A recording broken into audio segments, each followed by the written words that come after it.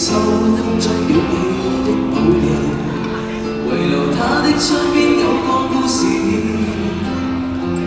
孤單單的小伙子孤寂我，陪你樹下直至天際變。